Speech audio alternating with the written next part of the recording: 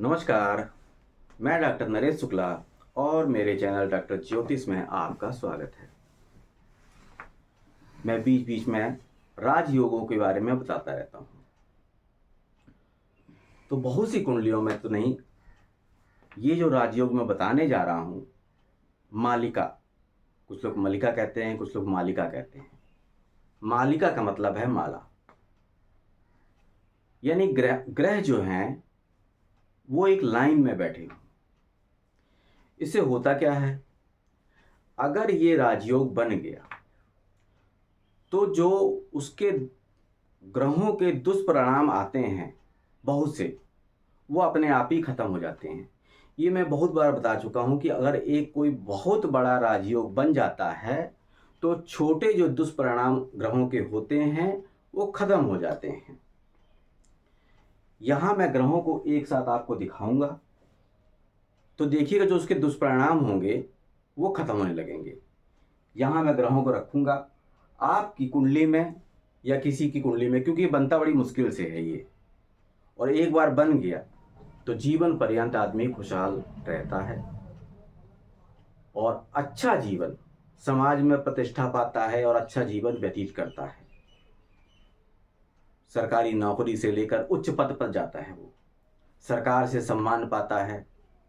तो मैं ग्रहों को इसमें दिखाने जा रहा हूँ और मैं एक खराब कंडीशन रख रहा हूँ जिससे जो उसके दुष्परिणाम हैं वो आपको इसमें नहीं मिलेंगे।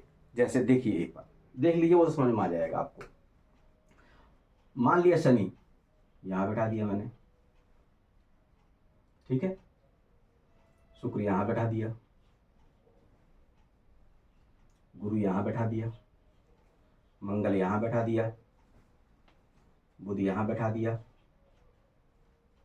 चंद्रमा यहां बैठा दिया, सूर्य यहां बैठा दिया। अब देखिए ये लाइन से बन रहे हैं, सब आ गए, ग्रह लाइन से आ गए। और अगर ऐसी कंडीशन में देखेंगे, अगर किसी गणना, इसी कैलकुलेशन करें तो ऐसे आदमी की शादी होना बहुत मुश्किल है, हो ही नहीं सकती है। लेकिन ये मालिका योग है, एक माला की तरह से ग्रहों को पिरोया गया है। ये कहीं से भी बन सकता है। मैंने लग्न से बनाया है, किसी का सेकंड भाव से बन गया है, बन सकता है, किसी का थर्ड से। ग्रहों का एक माला के रूप में होना आवश्यक है। इसमें राहु और केतु नहीं आने चाहिए। अगर आपके ग्रह माला के रूप में, अधिकतम ग्रह माला के रूप में आ गए तो ये योग बन जाएगा। वो माला कहीं से भी शुरू हो सकती है। मैंने लग्न से शुरू करी। अब देखिए इसमें लग्न के हिसाब से सूर्य यहां बैठा है, मंगल की चौथी दृष्टि है, शनि आमने सामने है, तो ऐसे जातक की शादी होना बहुत मुश्किल है।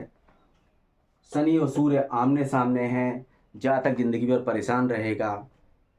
शनि लग्न में बैठा हुआ है तो जिंदगी भर उसको मेहनत करना पड़ेगी, बहुत ज़्यादा मेहनत करना पड़ेगी, शनि क्योंकि मेहनत कराते हैं।